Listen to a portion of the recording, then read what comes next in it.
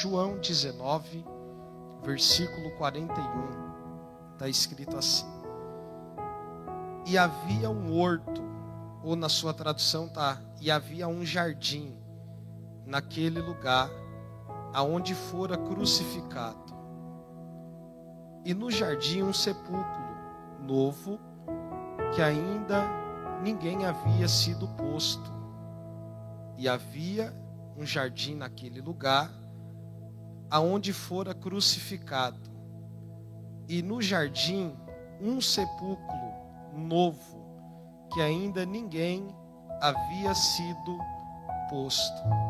João capítulo 20, versículo de número 15. João 20, o verso de número 15. Disse-lhe Jesus: mulher, por que choras? E quem buscais?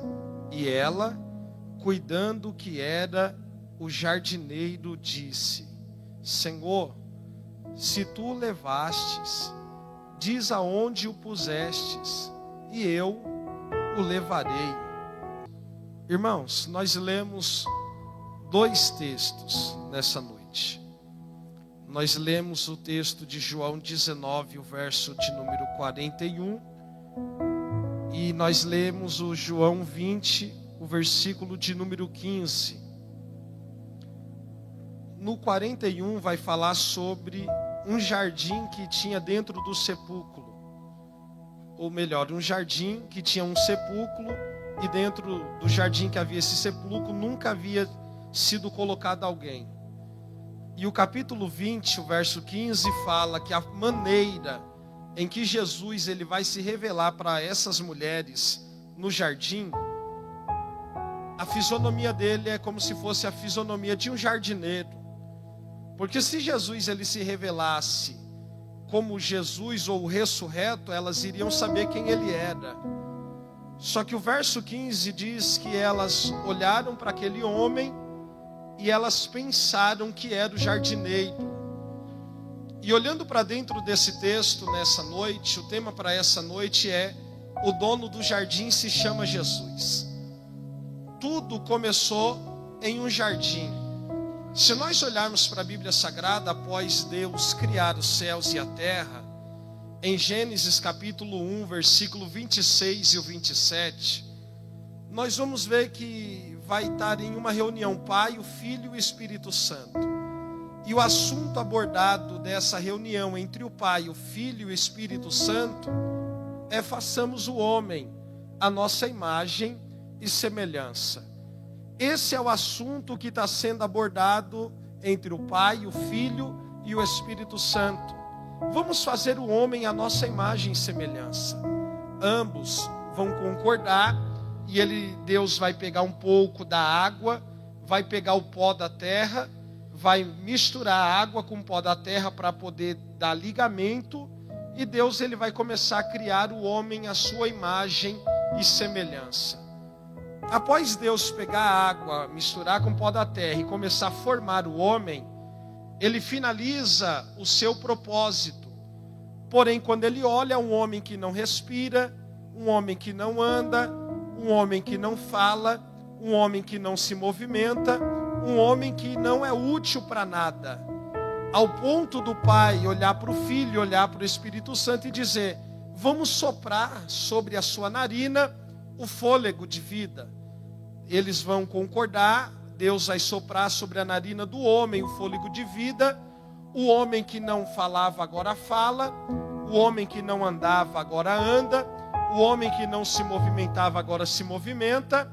Só que quando nós lemos Gênesis capítulo 2, versículo de número 8, a Bíblia diz que Deus vai pegar o projeto que ele criou, que ele formou, e vai plantar ele dentro de um jardim conhecido como Jardim do Éden.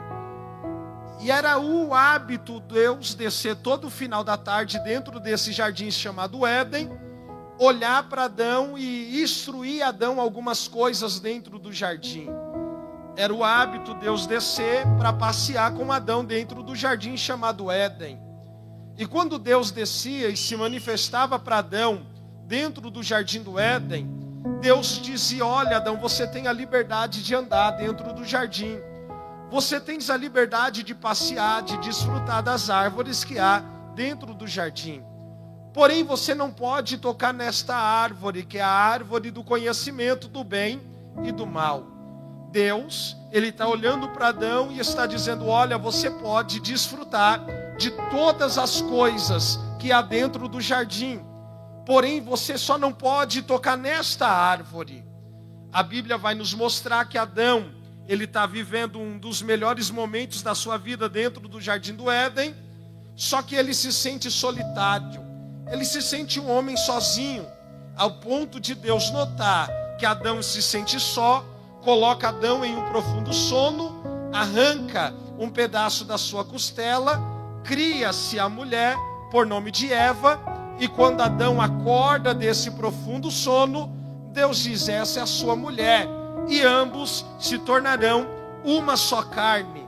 Só que depois que Deus coloca Eva dentro do jardim do Éden, ao lado de Adão, nós não vamos mais ver Deus descer no jardim para passear com Adão.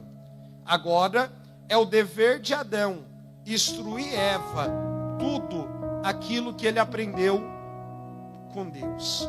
É o dever de Adão dizer, olha, nós podemos andar dentro do jardim. É o dever de Adão olhar para Eva e dizer, nós podemos desfrutar de todas as árvores que há dentro do jardim.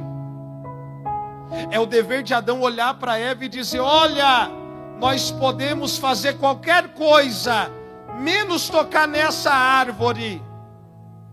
Só que nós vamos ver que o inimigo, ele vê a oportunidade de usar uma serpente, ao ponto da serpente se achegar a Eva e dizer, olha, coma do fruto.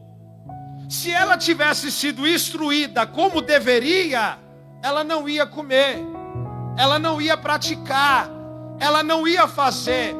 Mas o que mais me chama a atenção, Gênesis capítulo 3, o versículo de número 6. William, por que você está falando sobre isso? Porque quando Eva comeu do fruto, está no texto, que era agradável, ela não levou. O texto diz, ela comeu e deu a Adão. Se tivesse escrito, ela comeu e levou, Adão iria comer, mas ele não iria saber o que ele estaria comendo. Só que o texto está escrito que ela comeu e deu. Ele estava ao lado. Ele teve todas as oportunidades para dizer, não toca, não coma, não faça isso. Só que nós vemos Adão pegar o fruto que Eva está dando para ele e praticando o ato em que o dono do jardim disse, não coma. Mas nós vemos o homem pegando o fruto e levando sobre a boca. Dentro do jardim do Éden. E se nós olharmos para o contexto, não foi o lugar que fez Adão cair, porque ele está no melhor lugar. Porque se a gente falar de lugar, o lugar é favorável para não pecar, o lugar é favorável para não errar, o lugar é favorável para não desagradar a Deus. Mas quando eu olho para Mateus capítulo 4, Jesus no deserto, o lugar que ele tinha de tudo para desagradar ao Pai, o lugar que ele tinha de tudo para falhar, no deserto, a Bíblia diz que Jesus venceu a tentação no deserto. Ele venceu as propostas que o diabo lançou no deserto. Ele lançou aquilo que o diabo tentou mexer com a sua mente emocional. Jesus disse, nem só de pão viverá o homem, mas sim de toda palavra que sai da boca de Deus. O diabo leva ele para o alto do penáculo do templo. Ele disse, também está escrito, não tentarás o Senhor teu Deus. O diabo leva para o alto do monte e disse, se tu se prostrar e me adorar, eu te darei todos os reinos e toda a riqueza. Ele disse, também está escrito, somente a ele adorará, somente a Ele servirá. Quando eu olho para Gênesis capítulo de número 3, versículo de número 6, eu vejo Adão fracassando dentro do jardim do Éden. Eu vejo Adão falhando dentro do jardim do Éden. Eu vejo Adão errando dentro do jardim do Éden. A pergunta que não quer calar: quem nunca errou? Quem nunca errou dentro da igreja? Quem nunca errou dentro do casamento? Quem nunca errou dentro da empresa? Todos nós um dia já errou. Todos nós que estamos aqui nessa noite chamada hoje, já erramos na vida, ou a gente já falhamos na vida. Adão falhou dentro do jardim do Éden. Talvez você está, William, eu nunca falhei dentro da igreja, mas talvez já falhou como mau funcionário dentro daquela empresa. William, eu nunca falhei como mau funcionário dentro daquela empresa, mas talvez já falhou como mau filho dentro de casa. William, eu nunca falhei como mau filho dentro de casa, mas às vezes já falhou como mau marido, uma má esposa, uma má pessoa, um mau morador no bairro que mora. Todos nós já falhamos, irmão. O que nós não podemos fazer é cuidar das nossas falhas como se fosse um bichinho de estimação, porque tem gente que entra ano e sai ano e vive falhando, vive errando, vive pecando, vive desagradando a Deus. Mas eu quero acreditar que nessa noite nós iremos sacudir a poeira e vamos sair daqui dizendo: Deus, Ele falha dentro do jardim do Éden. Após ele falhar, sabe o que a Bíblia diz? Que o dono do jardim volta a visitar o jardim. E quando Adão ouviu a voz do dono: Adão, Adão, aonde está? Ele conhece a voz, ele se esconde do dono do jardim. E a voz continua pairando no Éden, dizendo: aonde estás? Aonde estás? Ao ponto de ele perceber que não dá para se ocultar de Deus, não dá para se esconder de Deus. Ele sai dizendo: Senhor, eu estou nu. Deus em nenhum momento perguntou para ele a forma que ele estava. Deus perguntou para ele aonde ele estava. Ele já sai dizendo: Senhor, eu estou nu, é por isso que eu me escondi. E vamos ser sinceros, Adão foi bobo tentar se esconder de Deus, porque dos olhos de Deus ninguém. O salmista já dizia: se eu subir aos céus, se eu descer nas profundezas do mundo. Elias tentou se esconder na caverna, passou vento, fogo, terremoto. Aí uma voz mansa disse: o que fazes aí? Não dá para se esconder de Deus. Senhor, eu estou nu. E Deus disse: como tu sabe que estás nu? Porventura comestes do fruto da árvore? Aí Adão, ele já agiu como todo ser humano age: culpa é dela, Senhor. Só foi o Senhor colocar ela do meu lado que eu caí. Deus olhou para Adão, irmãos, e eu acho lindo isso. Porque antes, bispo, Deus descia para passear. Só que após o ato do pecado dentro do jardim do Éden, Deus desceu com 3 sentenças. Ele olha para Adão e diz: a partir de hoje, para você comer, vai trabalhar, vai depender do fruto do seu suor. Ele olhou para Eva e disse: ô Eva, por que tu fizestes isso? Eva aprendeu a responder Deus com Adão. Ela viu que Adão disse: a culpa é dela. Disse: a culpa é da serpente, Senhor. Ela me enganou. Deus olhou para Eva e disse: eu também tenho uma sentença para você.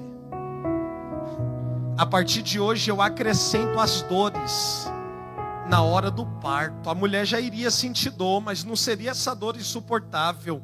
Aí por causa do ato, Deus acrescentou as dores.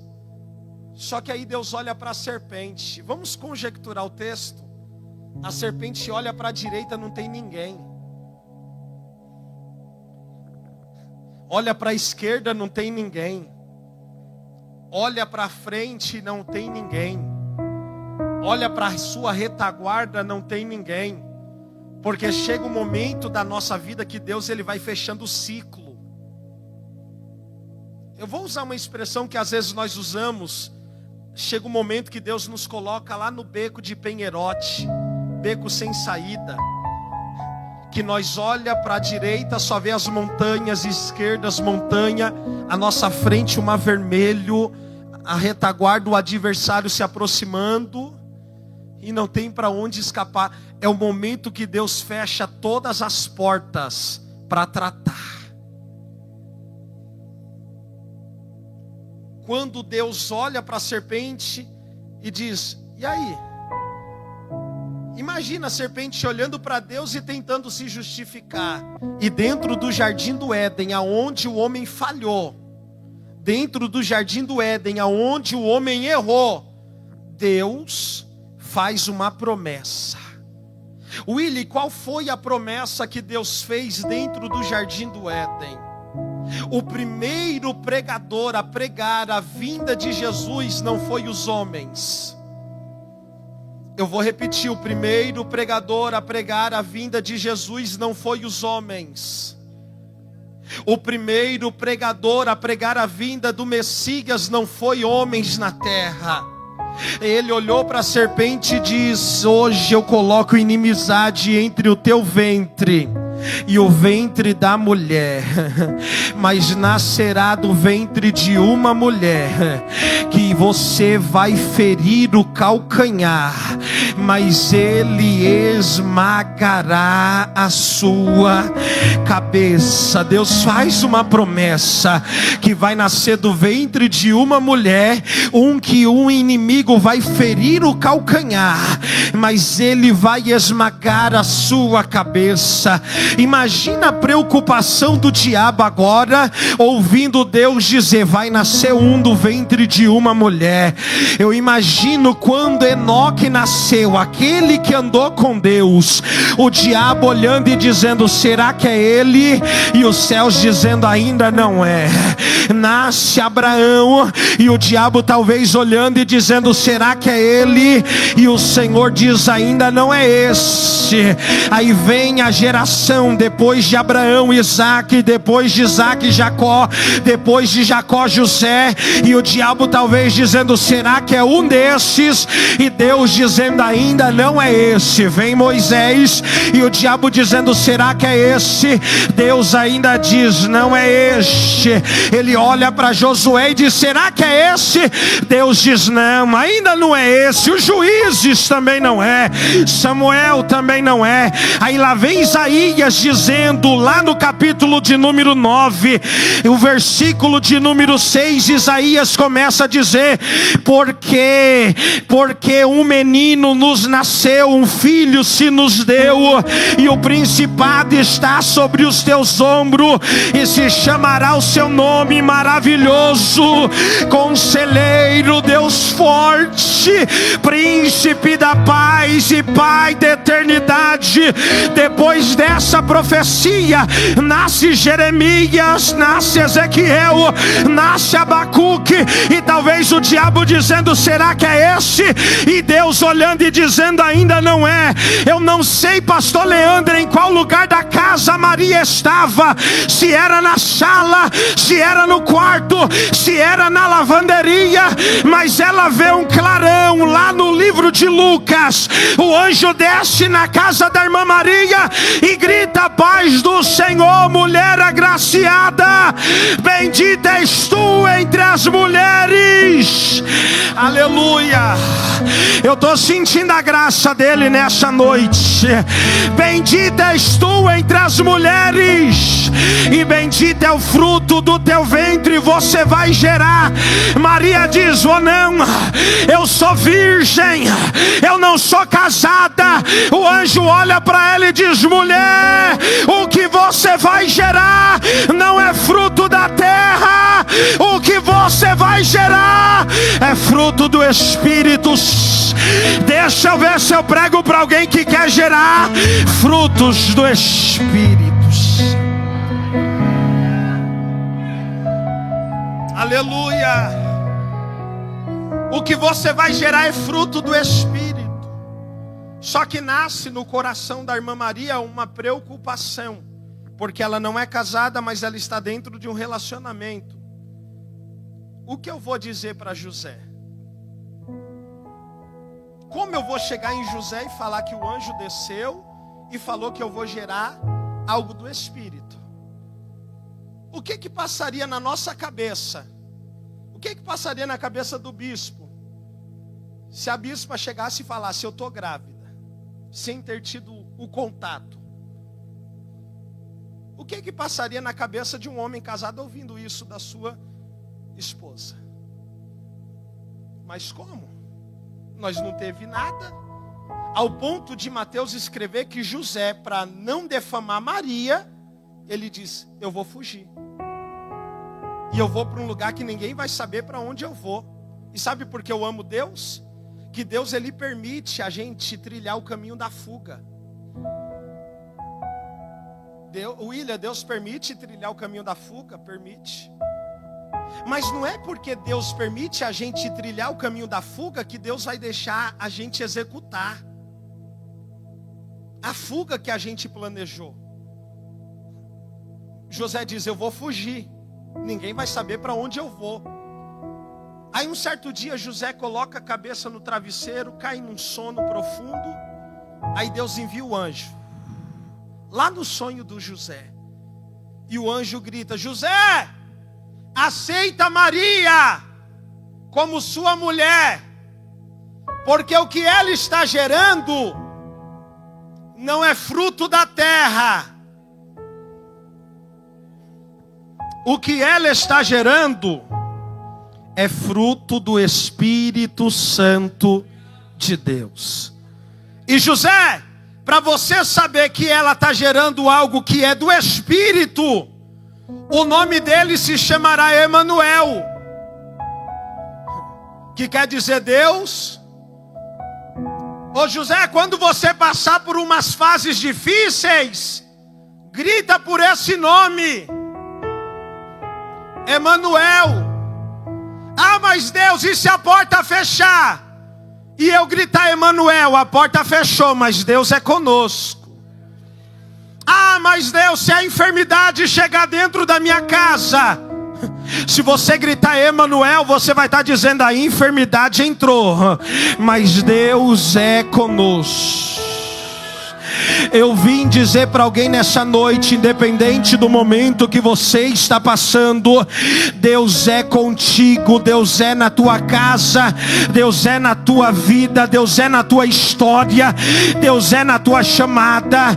Se você acredita, levante as mãos lá em cima, e eu te dou 5 segundos para você adorar a Deus e encher essa casa de glória nessa noite.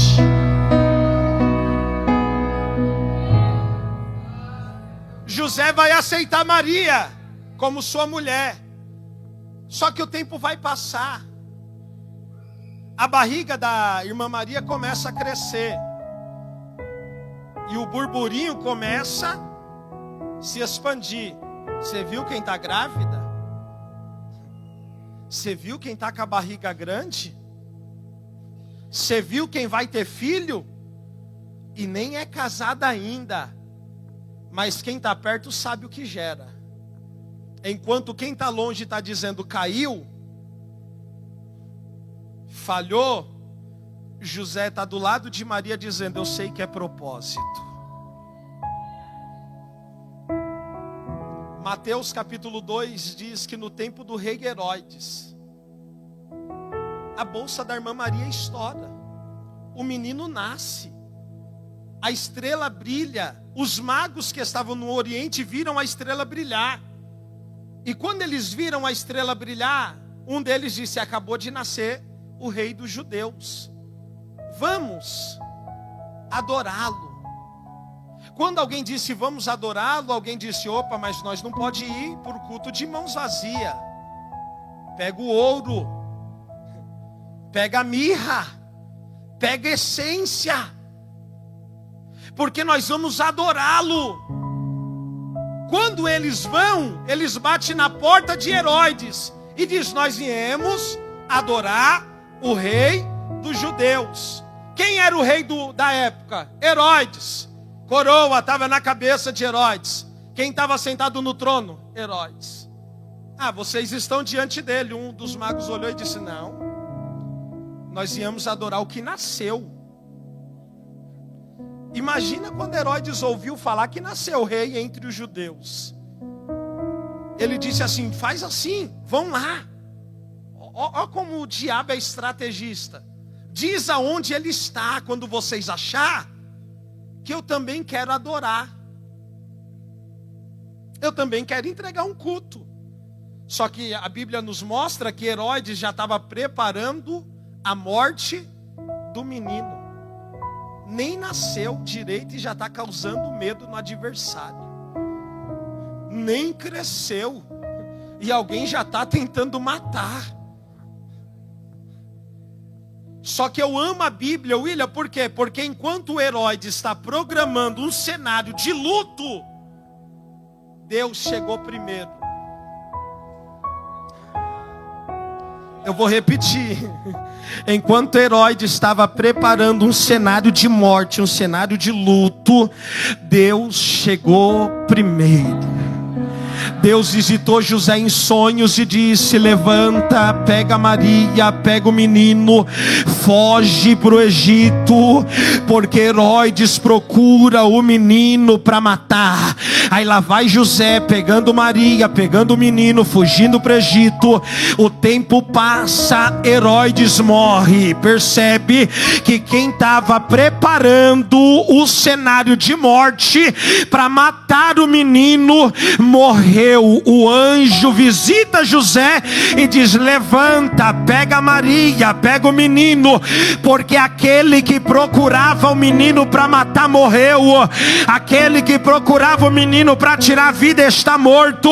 José, é tempo de voltar. Lá vem José voltando.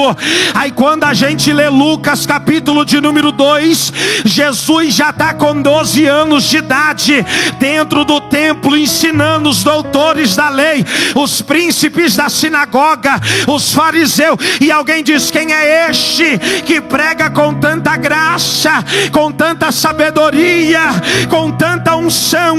Alguém grita, este é o carpinteiro, filho de José. Não se ouve mais falar de Jesus. Agora Jesus não é mais apresentado na história, mas quando ele completa 30 anos de idade, percebe que dos 12 aos 30 é 18 anos de anonimato, 18 anos sem holofote, 18 anos sem ser visto.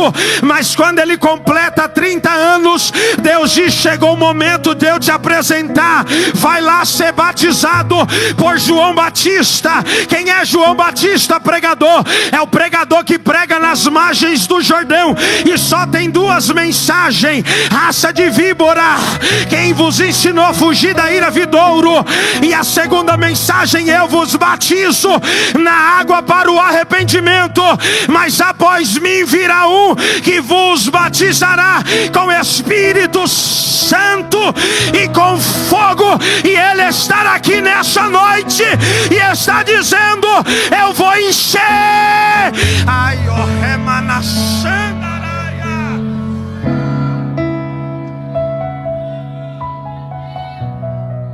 Aleluia. João está pregando raça de víbora. E eu quero acreditar, eu vou conjecturar. Na segunda ele prega a raça de víbora. Na terça ele prega: eu vos batizo na água para o arrependimento, e após mim virá um que vos batizará com Espírito Santo e com fogo. Acabou a mensagem. Na quarta, repete a mensagem da segunda. Na quinta, repete a da terça. E todo dia alguém dizendo: eu quero Jesus, eu quero Jesus, eu quero Jesus. Só que quando Jesus completou 30 anos, Deus disse: vai lá. Aí Jesus está descendo as margens do Jordão. Quando João Batista levanta a cabeça, ele não prega arrependei-vos. Ele não prega eu vos batizo na água para o arrependimento. É aquele momento que o leque da revelação se abriu sobre a cabeça de João Batista e ele recebe de Deus uma mensagem fresca. Eis aí o Cordeiro de Deus que tira o pecado do mundo. Jesus disse: eu vim ser batizado. João diz: não, que isso, mestre? Quem sou eu? Não sou nem digno de desatar a sandália. Jesus disse: vamos lá, é cumprimento de palavra, faça isso. Quando você abre sua Bíblia entre o livro de Malaquias e Mateus, há uma folha em branca. Ou se não tiver uma folha em branca, está metade de um lado e metade do outro, representando o silêncio de Deus, aonde Deus se calou por 400 anos. Só que quando Jesus foi mergulhado no Jordão, aconteceu 3 sinais lá nas margens do Jordão. Willy, quais foram esses sinais? Marcos capítulo de número 1, versículo de número 9. Quando ele foi mergulhado, e quando Jesus saiu das águas, aconteceu naqueles dias, que quando Jesus saiu, logo, os céus. Imagina, bispo, um crente pentecostal vendo os céus abertos, olhando e dizendo: Deus vai voltar a falar. Você vai me ajudar. Olha para alguém e fala: Deus vai voltar a falar. Alguém está: Deus vai falar. Os céus se abriram. Era 400 anos de céu fechado. E alguém está dizendo: o céu se abriu, Deus vai falar. Só que aí o texto diz que quando o céu se abriu, veio o segundo sinal, o Espírito, em forma corpórea de uma pomba, e descia. E o texto diz: e repousou sobre ele.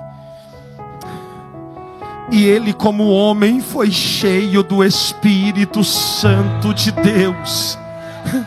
Aí eu não entendo se Jesus como homem foi cheio do Espírito Santo de Deus, o porquê eu vou querer viver dentro da igreja vazio do Espírito Santo de Deus. Se ele como homem desceu e foi cheio com o Espírito Santo, eu quero acreditar na noite de hoje que ninguém veio para essa vigília perder tempo. Ninguém veio para essa vigília fazer análise. Eu creio que alguém saiu de casa e veio ver os céus abertos. E a palavra para alguém nessa noite é: os céus estão abertos sobre a sua vida. O Espírito Santo está descendo sobre nós.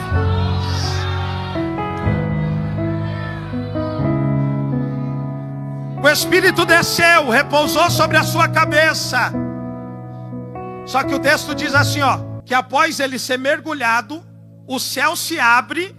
O céu se abre, o Espírito Santo desce. Aí o versículo 11, quem estava nas margens do Jordão começou a ouvir uma voz. E não era uma voz que vinha da terra, era uma voz que vinha dos céus. Willy, o que é que essa voz dizia? Este é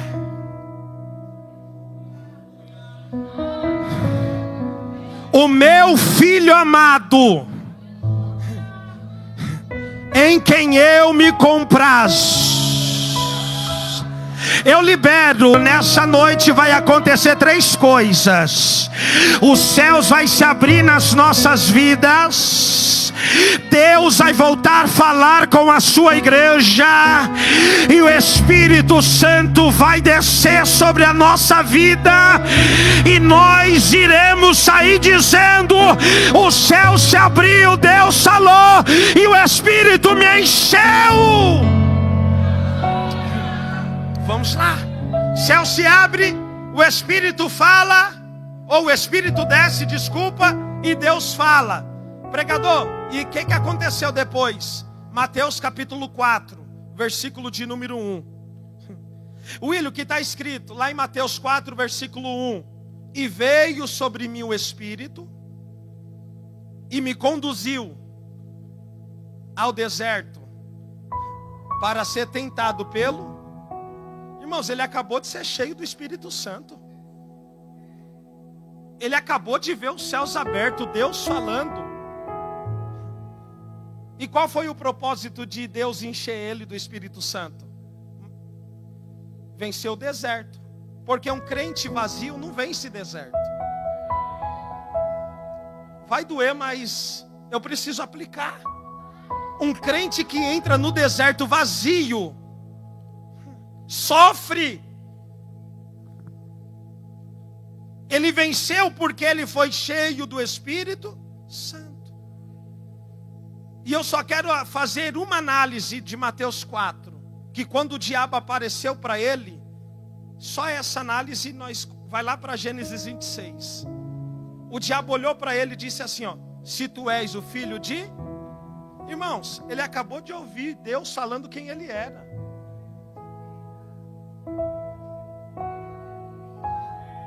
Ele acabou de ouvir Deus falando, esse é o meu filho. Aí o texto diz que o diabo olhou para ele e disse, se tu... O diabo, ele sempre vai tentar anular aquilo que Deus falou que você é. Se tu é, faz. Jesus poderia, ô pedra, pão. Mas Jesus olhou para ele e disse, eu não preciso provar nada.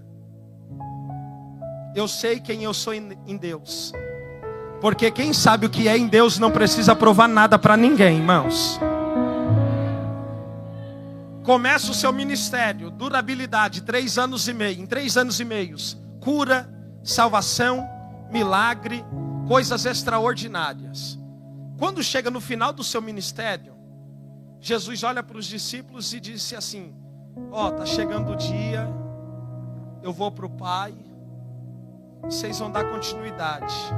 João 14, o verso 1 em diante ao 6, ele disse, olha, não se turbe o vosso coração, credes em Deus, credes também em mim, na casa do meu Pai há muitas moradas. Se não fosse assim, eu não vos teria dito, eu vou preparar-vos um lugar. Tomé, ousado, disse, Senhor, mas se o Senhor for, o que será de nós? Jesus disse, eu sou o caminho, a verdade e a vida. Ah, William, você perdeu a linha de raciocínio da mensagem? Não, eu estou falando de jardim. Mateus capítulo de número 26, versículo de número 36 em diante. Jesus olha para os discípulos, ou melhor, 3 dos discípulos, Pedro, Tiago e João. E Jesus disse assim, ó, vem cá, vamos para o jardim do Getsemane, buscar a orientação do Pai. E olha o que diz em Mateus 26, o 36. William, o que eu devo fazer no jardim? Assentai-vos aqui, enquanto eu vou orar. Jesus, ele leva esses 3 homens para o jardim com um propósito. Qual é o nosso propósito de vir nessa vigília? Qual foi o propósito de você se arrumar para vir para esse culto? Porque eu não posso ter a mentalidade de vir para a vigília ver o amigo. Eu não posso ter a mentalidade de vir para o culto e achar que o culto é shopping. Eu não posso, irmãos, ter a mentalidade de vir para a igreja e achar que a igreja é praça. Irmão, é sério. Porque às vezes nós vê uns negócios acontecendo dentro das igrejas. Às vezes nós é namorados se acariciando no culto. Às vezes nós vemos as pessoas mascando chiclete, como se estivesse na praça. Pregador, você veio exortar a igreja? Não, eu só vim te mostrar que o jardim é lugar de oração. Jesus olhou para eles e disse, vamos orar. Olha para o seu irmão e disse, Deus te trouxe para orar. Eu sei que é difícil liberar, né? Se fosse Deus está te dando casa, nós ia gritar: Deus está te dando casa, Deus está te dando. E eu não sou contra, irmãos, não sou contra, mas Deus marcou essa vigília só para dizer para alguém: eu estou te convidando a orar, eu estou te convidando a voltar para o particular. Eu estou pregando para alguém que orava na beira da pia e hoje não ora mais, e o céu já está dizendo: volta a orar na beira da pia.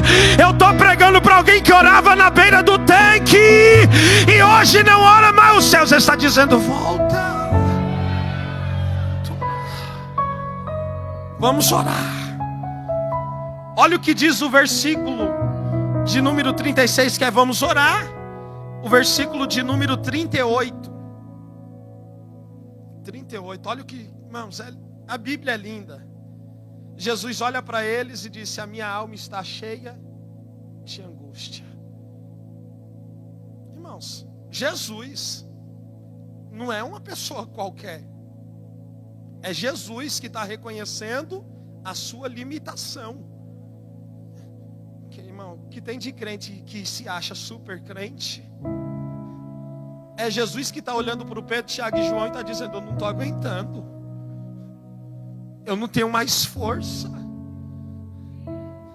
a minha alma está triste. Vamos orar. Olha a continuidade, quando ele fala para os discípulos da sua necessidade. Versículo 40. Quando Jesus chama eles para oração, o versículo 40 diz que quando Jesus voltou da oração, ele olha para o Pedro, e Tiago e o João lá no jardim do Getsemane.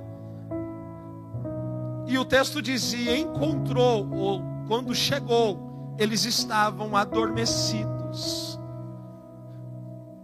Jesus acordou eles e disse: ei, nem nesta hora, está lá, ó, pudeste velar comigo. A palavra velar é pedir ajuda. No momento que eu mais estou precisando, não tem ninguém para me ajudar. Ora, vamos orar. E ele se afasta no verso de número 42. Vigiai e orai, porque não sabeis o dia. Aí quando Jesus se afasta, quando ele volta, versículo de número 43, encontrou eles dormindo. Outra vez, acorda. A mensagem para alguém é: acorda, desperta. Aí ele vai a terceira vez orar. Quando ele volta na terceira vez, os três estão dormindo de novo. Isso é tema de mensagem: adormecidos em um lugar de intimidade. Aonde era para ser íntimos, eles estavam distante de Deus. Aí Jesus olhou e disse, quando o Judas chegou: agora pode dormir. Agora é Jesus que está mandando: pode dormir, porque é chegado aquele que me trai. Mas a Bíblia diz que lá no jardim do Getsemane, Jesus ele está no auge da sua dor, sofrimento. Ao ponto, eu não lembro o escritor, se foi Marcos ou Lucas, que lá no Getsemane, ele começou a transpirar. E não era o suor que está escorrendo no rosto do William. O texto diz que lá no jardim do Getsemane, ele começa a transpirar gotas de sangue. No Éden, o homem caiu. No Getsemane, Jesus sangrou. Mas não parou. A mensagem para alguém nessa noite é: sangra, mas não para. Eu vou repetir: sangra, mas não para. Tá doendo, mas não para. Tá difícil, mas não para. O desânimo veio, mas não para. O cansaço chegou, não para. O luto veio, não para.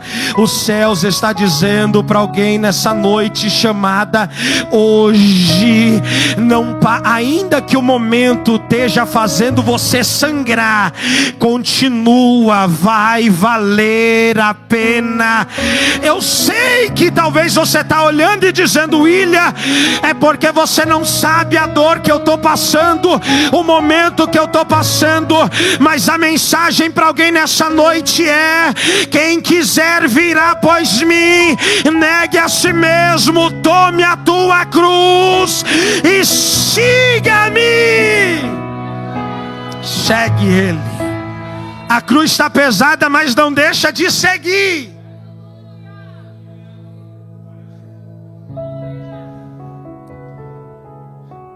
Jesus é levado, passa pelo julgamento de Herodes, Pilatos e Herodes. Mata? Não, lava minhas mãos.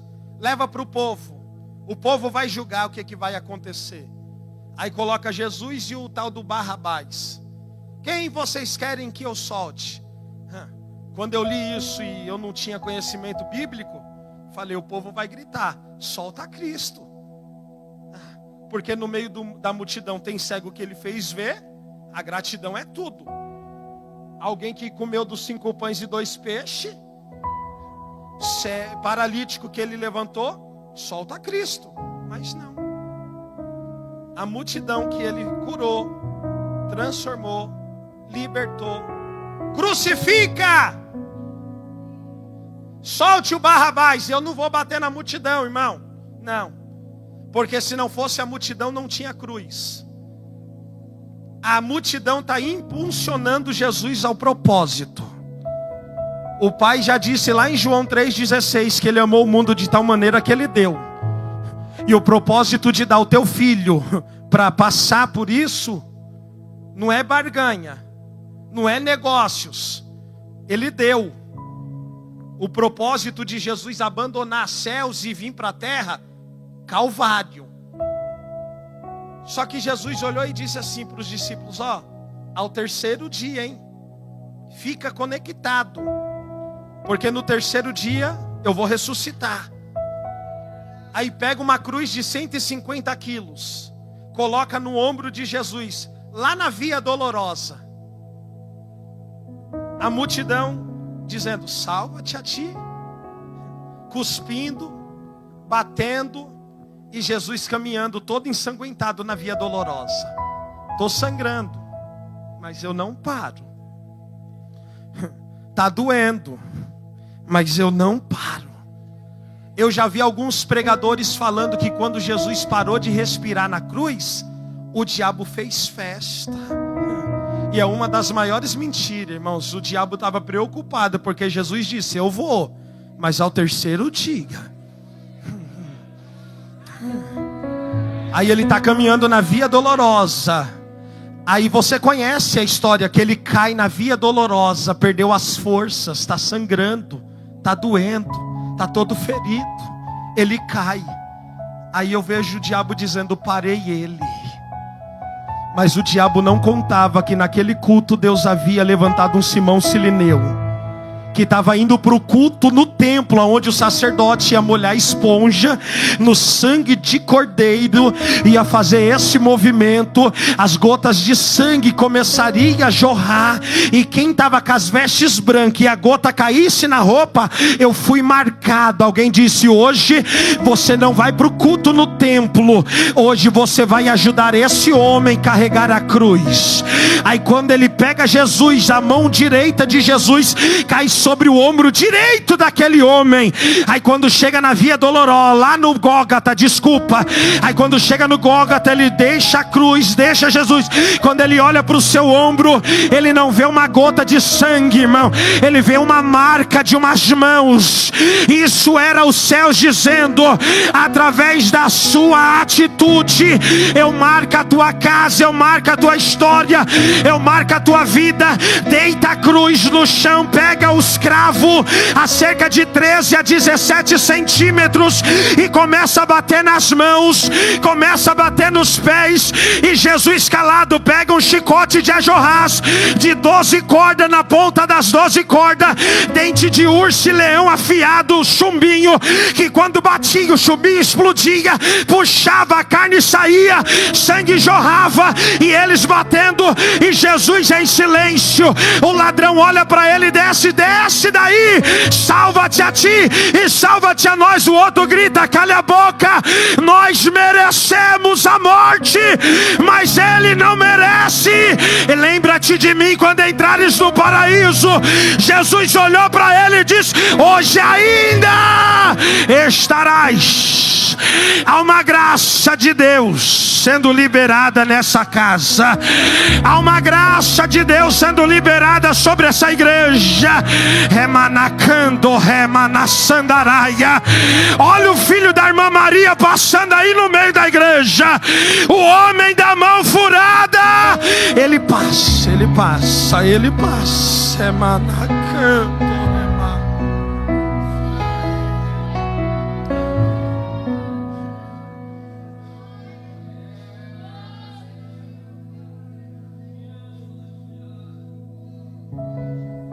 Por volta de 3 horas da tarde, eu gosto da expressão de Lucas 23:46. E não se assuste com o que eu vou falar, mas a morte não venceu Jesus. Ela venceu Abraão, Isaac, Jacó e outros. Mas Lucas 23:46, ele disse que ele respirou assim, ó, encheu o pulmão de ar e gritou: Pai! Está aí a maior prova que a morte não venceu Jesus. Nas tuas mãos eu entrego o meu espírito. E havendo dito isto, expirou-se, parou de respirar, a cabeça tombou. Alguém está na terra dizendo: morreu, acabou. O céu está olhando e dizendo: vocês não sabem o que vai acontecer. Pega uma lança, João 19, versículo 34. Alguém olha para o soldado e diz: traz uma lança, que eu vou furar ele. Na onde, pregador? Na costela. Aonde a mulher saiu? E arrancou assim, ó. Quando arrancou a lança, olha a continuidade, e saiu. Depois que furou ele, o texto diz que saiu água e sangue. Sangue e água. William, o que quer dizer isso? Que quando fura Jesus na costela, arranca, sai sangue e água. A mulher carrega uma criança no seu ventre 9 meses de gestação. A bolsa estoura. Quando a bolsa estoura, alguém que está perto diz: vamos para o hospital, porque a criança vai nascer. Lá no monte do Caveira, conhecido como Gólgota, lança, arranca, água e sangue. Enquanto alguém na terra está dizendo: morreu, acabou, já era. Os céus estavam olhando e dizendo: está nascendo uma igreja hoje. Está nascendo a demissionária. Está nascendo as igrejas, está nascendo o meu povo.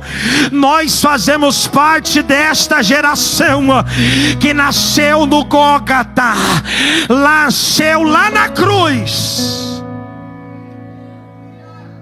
Tirou a lança, cabeça tombou. Aí, versículo 38 do capítulo 19, eu vou finalizar para nós ir para casa. Entra na história, no versículo 38. Alguém, eu vou usar esse alguém como anônimo, porque está no texto. José de Arimateia, discípulo, não é visto, não está no banner, ninguém conhece, mas é discípulo. Porque o nosso maior defeito é dar ênfase para quem está em evidência. Oculto. Ninguém sabe quem é, mas é discípulo. Ele foi até a autoridade, irmão. Se disse assim: ei, Pilatos, eu tenho um jardim. E nesse jardim tem um túmulo que nunca foi colocado. Eu posso ofertar esse jardim com um túmulo dentro na vida desse homem? É a minha oferta para ele. O jardim com um túmulo. José de Pilatos olhou e disse: ok, eu até aceito tirar da cruz, levar para o jardim e colocar no túmulo. Mas assim, nós vai colocar segurança máxima para ninguém roubar o corpo dele e falar assim: ah, ressuscitou, está vivo.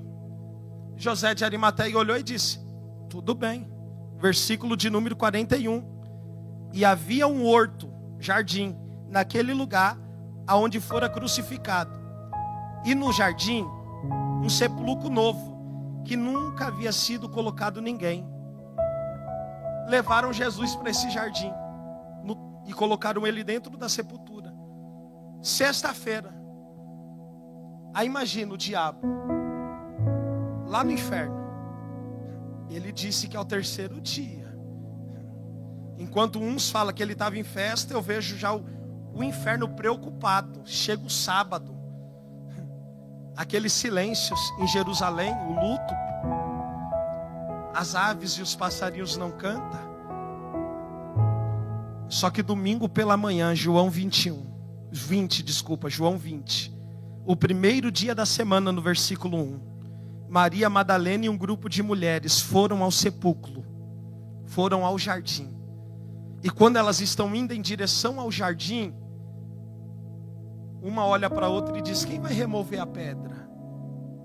Nós não aguenta, a pedra é pesada. Porque se nós olhar para João 11, quem removeu a pedra de Lázaro foi os homens, empurrando. Mas a pedra que estava no túmulo de Jesus, a Bíblia diz que foi um anjo.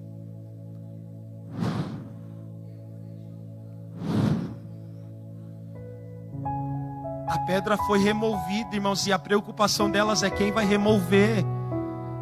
Enquanto elas estavam preocupadas, os céus estavam olhando e dizendo: já foi removida. Já removi aquilo que te preocupa. Já removi aquilo que te atrapalha. Quando elas olharam para dentro do sepulcro, elas não viram, bateu o desespero de gritar: cadê ele? E elas: cadê ele? Cadê eles? Elas não ficaram. O texto diz no versículo 2 que elas correram a João e o Pedro e falaram: olha, ele não está lá. Levaram o corpo do nosso mestre, não está lá. E a Bíblia diz que João e Pedro correram. João foi mais rápido, parou na porta do túmulo, mas o texto diz que ele não teve a coragem de entrar. Pedro, sempre ousado, quando ele passa por João, olha o versículo 6 e o 7. E chegou, pois, Pedro, que seguia, entrou no sepulcro e viu os lençóis caídos. Os lençóis estavam caídos. Só que olha o versículo 7. E o lenço que estava sobre a sua cabeça, dobrado, em um lugar à parte. Há uma diferença entre lençóis caídos e lenço dobrado. Se um dia nós ter a oportunidade de ir na casa de um judeu, quando ele colocar a refeição na mesa, nós vamos se alimentar. E se a gente não conhecer isso, irmãos, nós acaba até frustrando o judeu. Porque depois que você se alimentar, se você não gosta, você deixa o lenço assim, ó, todo bagunçado. Não gostei. Você já está dizendo para o judeu: não volto mais aqui, não quero mais saber. Mas o texto diz que o lenço estava dobrado. Se o lenço bagunçado está falando sobre eu não vou voltar porque eu não gostei, o lenço dobrado está dizendo o quê? Eu vou voltar porque eu... Pedro está olhando para os lençóis e está dizendo: aqui não tem mensagem. Mas quando ele olha para o lenço, ele diz: Jesus está vivo. Eles voltam para casa, mesmo assim ainda há dúvida: será que Jesus está vivo?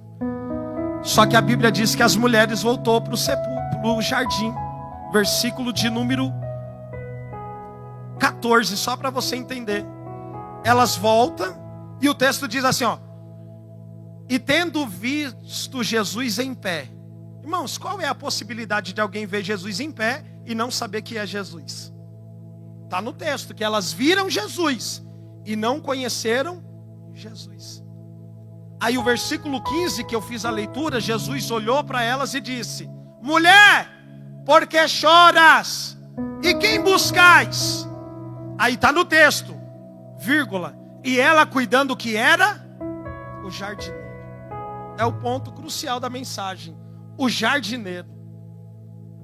Lá atrás, faz o homem e coloca no jardim. Quem é o dono do jardim? Lá em Mateus 26, lá vai o dono do jardim para o seu jardim. Transpira as gotas de sangue. Aí agora ele vai usar o mesmo cenário. Porque lá no Éden, a serpente enganou o homem e a mulher. Lá no Éden, a serpente fez a mulher falhar e fracassar. Mas ele vai usar o mesmo cenário para olhar para aquelas mulheres e dizer: eu estou restaurando hoje. Eu não sei se você acredita nisso, se não é jargão de pregador, mas o dono do jardim, chamado Jesus, ele desceu dentro dessa casa e está dizendo para alguém: eu vou restaurar a intimidade com alguém dentro da minha casa. Eu vou restaurar a intimidade com a minha igreja. Eu vou restaurar a intimidade com o meu povo. Se você sente a presença de Jesus, o jardineiro, o dono da igreja, eu te convido a adorar a Ele nessa noite chamada hoje. Ele olhou para aquelas mulheres e disse: vai e anuncia a mensagem. Jesus, qual? Eu estou vivo. Lá vem algum grupo de mulheres dizendo: Ele vive, Ele vive, Ele vive, Ele vive. Enquanto Jesus não volta para buscar a igreja, Ele vem renovar na igreja, curar na igreja, salvar na igreja, batizar na igreja. Só quem quer ser cheio nessa noite, aumenta a intensidade da adoração. Aumenta a intensidade. Ah, pregador, precisa adorar para ser cheio. Ninguém é cheio de boca fechada. Salmos 81:10 está escrito: assim diz o Senhor, que te tirou da terra do Egito. Abre bem a sua boca. Abre bem a sua boca. Abre bem a sua boca, e eu te encho. Só quem quer ser cheio. Olha o filho de Maria passando e renovando. Olha o filho de Maria passando e renovando. Olha o homem da mão furada. Olha o dono do jardim passando. Olha o dono do jardim passando.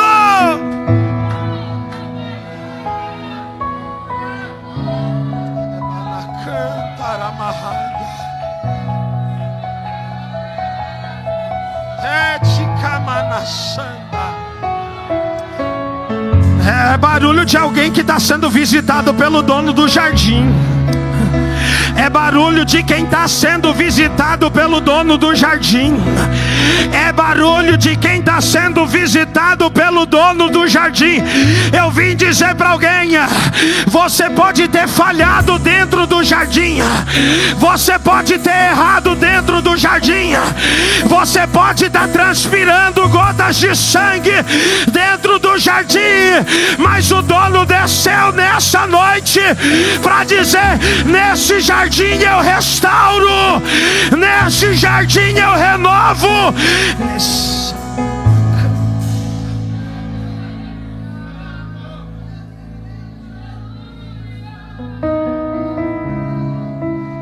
Aleluia. Jesus olha para essas mulheres e diz assim: vai e anuncia. Irmãos, imagina essas mulheres saindo do jardim, e aonde elas passam a mensagem é: Ele vive. Ele vive. Ele vive. Os discípulos dentro de uma casa, tudo cabisbaixo. Jesus morreu. As portas e a janela tudo fechada. Tudo fechada. Aí Jesus chega dentro da casa com as portas fechadas. Irmão, se ele entrou na casa com a porta fechada, precisava remover pedra para sair da sepultura? Mas precisa de um pouquinho de emoção o texto, né? As portas fechadas, Jesus entra dizendo assim, ó: que a paz esteja convosco.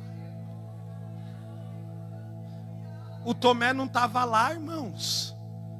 Quando o Tomé chegou, alguém disse: Tomé, Jesus está vivo. Ele veio aqui em casa. Tomé disse: não é possível. Eu vi ele recebendo coroa. Eu vi ele sendo chicoteado. Eu vi a lança saindo da costela. Aí Jesus chega na casa de novo pela segunda vez e diz assim: que a paz esteja. Aí ele olha para o Tomé e disse assim, ó: toca. Toca. Aí ele disse assim, ó: bem-aventurados são aqueles que não, mas eu não vi ele receber coroa, mas eu creio. Eu não vi ele carregando a cruz pesada na via dolorosa, mas eu creio. Eu não vi os cravos sendo fincado no seu pulso e nos seus pés, mas eu creio. Eu não vi, irmãos, ele sendo colocado na sepultura na sexta-feira. Não vi domingo de manhã a pedra sendo removida, mas eu creio naquilo que ele disse: bem-aventurado. A gente nem tinha nascido e Jesus já estava falando de nós: bem-aventurados são eles. Não viram, mas eles creram, eles creram, eles creram, eles creram, eles creram, eles creram. A mensagem que os céus está colocando nos nossos lábios na noite de hoje é: Jesus vive e pode mudar a história.